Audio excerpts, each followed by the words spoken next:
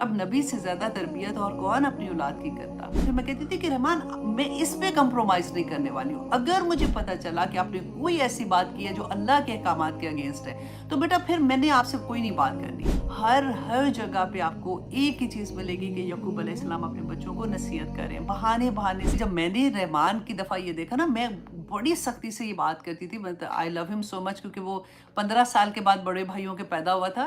لیکن میں اس کو جیسے ہوتا ہے نا کہ قرآن سمجھ آتی ہے، تو پھر میں کہتی تھی کہ رحمان میں اس پہ کمپرومائز نہیں کرنے والی ہوں. اگر مجھے پتا چلا کہ آپ نے کوئی ایسی بات کی ہے جو اللہ کے احکامات کے اگینسٹ ہے تو بیٹا پھر میں نے آپ سے کوئی نہیں بات کرنی. میں نے آپ کو 2 دن روں گی، تیسرے دن مجھے بھی صبر آ جائے گا.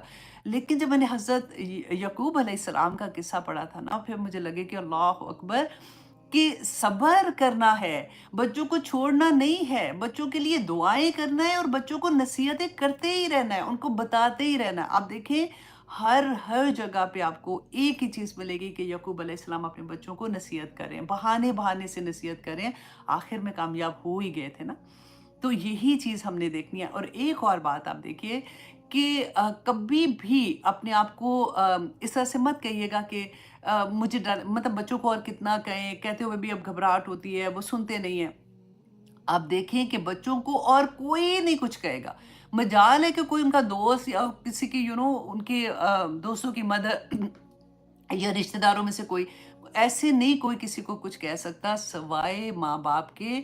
آپ کا فرض بنتا ہے کہ اگر بچوں کو کوئی ایسی چیز آپ دیکھتے ہیں، فار ایگزامپل بچوں کو دیکھتے ہیں آپ، انہوں نے آج کل تو یہی ہے نا کہ کپڑے ایسے پہنے ہوئے ہیں جو اللہ سبحانہ تعالیٰ کے احکامات کے اگینسٹ ہیں، یا پھر پارٹیز ایسی میں وہ جا رہے ہیں جو جہاں پہ نہیں جانا چاہیے، یا شادیوں کے فنکشن ایسے کر رہے ہیں جیسے نہیں ہونا چاہیے.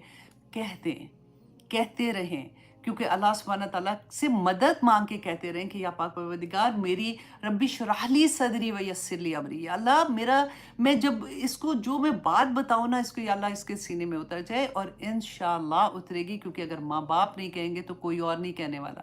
کل کو ہم مر جائیں گے نا تو بچوں کو واللہ یاد رہے گا، وہ ضرور ان کو پتا ہوگا کہ میری امی نے اس وقت مجھے یہ کہا تھا، یا میری نانی اس وقت یہ کہتی تھی، یا میری دادی اس وقت یہ کہتی تھی. تو ان کے لیے آسانیاں ہو جاتی ہیں. تو یہاں پہ اس پوری سورہ میں ہم یہی بار بار دیکھیں گے. الحمدللہ ثم الحمدللہ، اتنا سیکھنے کو ملتا ہے کہ میں وہی کہتے ہیں قربان جائے اللہ سبحانہ تعالیٰ پہ کہ کون کیسے ہمیں سمجھائے گا، کون کن لفظوں سے ہمیں سمجھائے گا. جس طرح سے اللہ سبحانہ تعالیٰ ہمیں ایگزامپلز دے دے کے سمجھاتے ہیں کہ دیکھو کل کو اگر ایسی سچویشن ہو جاتی ہے.